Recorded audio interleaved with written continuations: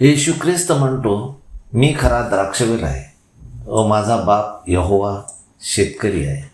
द्राक्षवेल स्वतः जो फाटा फळ देत नाही त्याला छाटू शकत नाही, परंतु शेतकरी मात्र छाटू शकतो.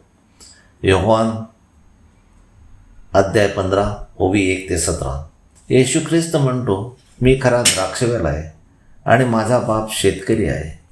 तो माझ्यातला फळ न देणारा प्रत्येक फाटा काढून टाकतो आणि फळ देणाऱ्या प्रत्येकाने अधिक फळ द्यावे म्हणून तो त्यांना निर्मळ करतो.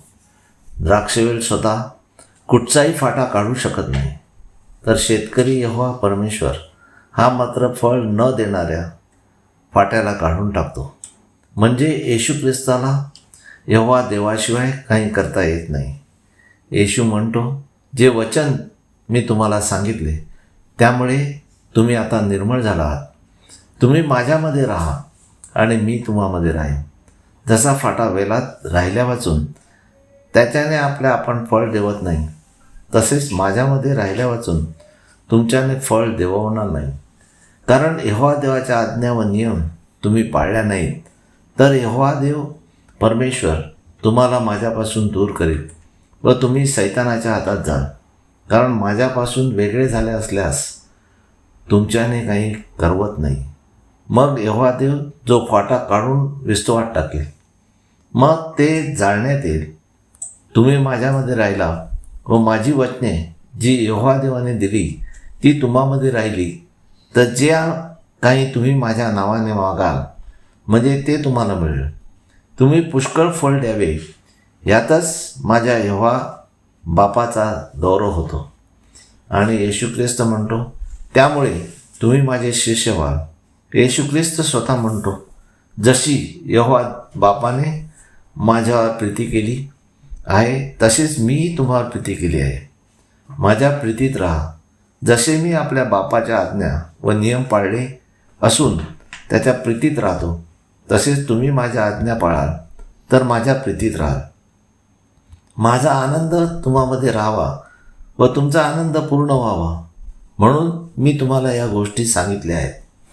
जशी मी तुम्हावर प्रीती केली आहे तशीच तुम्ही एकमेकावर प्रीती करा. ही माझी तुम्हास आज्ञा आहे. मी आपल्याला मित्र म्हटले आहे, म्हणून आपल्या मित्राकरता मी आपला जीव द्यावा यापेक्षा कोणाची प्रीती मोठी आहे.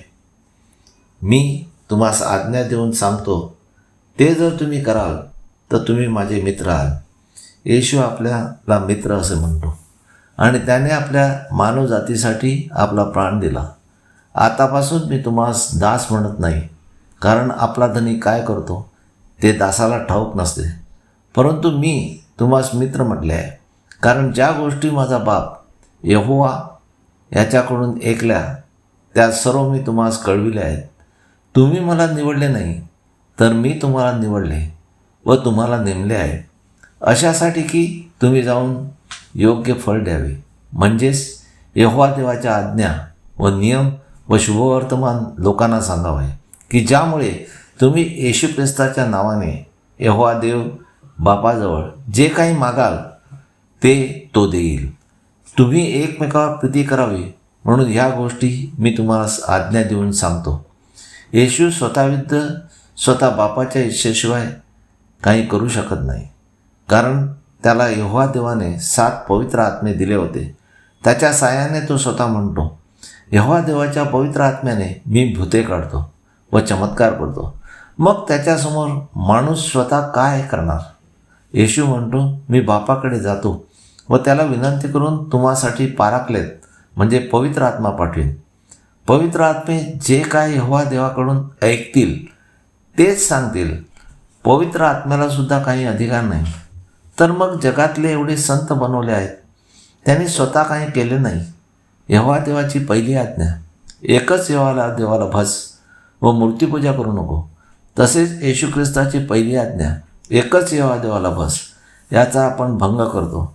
म्हणून आपण एकच यहोवा देवाला भजूया व आपल्या विनंत्या प्रभू येशू ख्रिस्ताच्या मध्यस्थीने त्याच्याकडे मांडूया, म्हणजे आपल्या विनंत्या तो मान्य करील. हालेलुया, आमेन. यहोवा देवाचा सेवक Anthony John Pereira builders. Praise God. Hallelujah.